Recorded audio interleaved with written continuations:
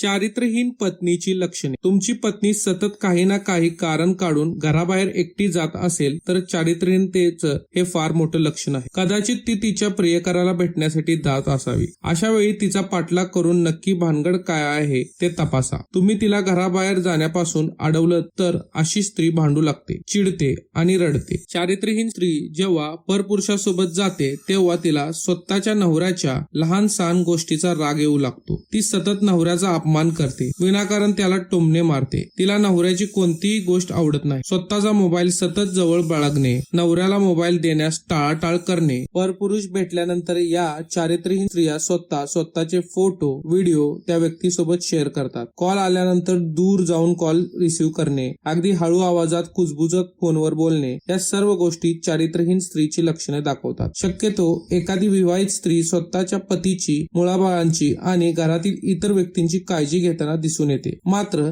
चारित्र्यहीन स्त्री जेव्हा पुरुषाच्या नादी लागते तेव्हा तिला ना पतीची काळजी असते ना घरातील इतर लोकांची. स्वतःचे मुले बाळांकडे सुद्धा ती दुर्लक्ष करू लागते. घर कामामध्ये तिचं मन लागत नाही. संपूर्ण कुटुंब तिला एखादं ओझं वाटू लागतं. चारित्र्यहीन स्त्रीच्या वाटेतील सर्वात मोठा अडथळा म्हणजे तिचा पती आणि तिचं कुटुंब. आपल्या प्रियकराला भेटता आलं नाही किंवा आपल्या प्रियकरासोबत बोलता आलं नाही तर अशी स्त्री रागावते, चिडते. तिचा स्वभाव चिडचिडा बनतो आणि रागवण्यामागचं कारण जर विचारलं तर तेही तिला स्पष्टपणे सांगता येत नाही. चारित्र्यहीन स्त्री आरशापुढे तासनतास उभी राहील, स्वतःला सजवेल, नटेल, थटेल, मात्र पतीकडे जाणीवपूर्वक दुर्लक्ष करेल. मग हे सजणं सवरणं नक्की कोणासाठी आहे हा प्रश्न तुम्ही तिला विचारायला हवा. जेव्हा एखाद्या स्त्रीला परपुरुष भेटतो तेव्हा समाजामध्ये याची वास्तव्य नक्की होते. लोक कुजबुजतात या गोष्टीविषयी. तेव्हा आपल्या जवळच्या मित्राकडून किंवा जवळच्या नातेवाईकाकडून तुम्हाला शंका असेल तर या गोष्टीची खात्री करून घेऊ शकता, कारण तुमच्याकडे येऊन कोणीही तुम्हाला ही गोष्ट कधीच सांगणार नाही. जर तुमची पत्नी तुमच्याकडे सतत दुर्लक्ष करते, तुमची काळजी करत नाही, प्रत्येक पत्नी आपल्या पतीची काळजी घेते, त्याच्या पुढे पुढे करते. मात्र जर तुमची पत्नी तुमच्याकडे दुर्लक्ष करते, तुमची काळजी करत नाही, सतत खोटं बोलते, वेगवेगळे बहाणे बनवते, तर या सर्व गोष्टी शंका घेण्यासाठी पर्याप्त आहेत. जेव्हा स्त्री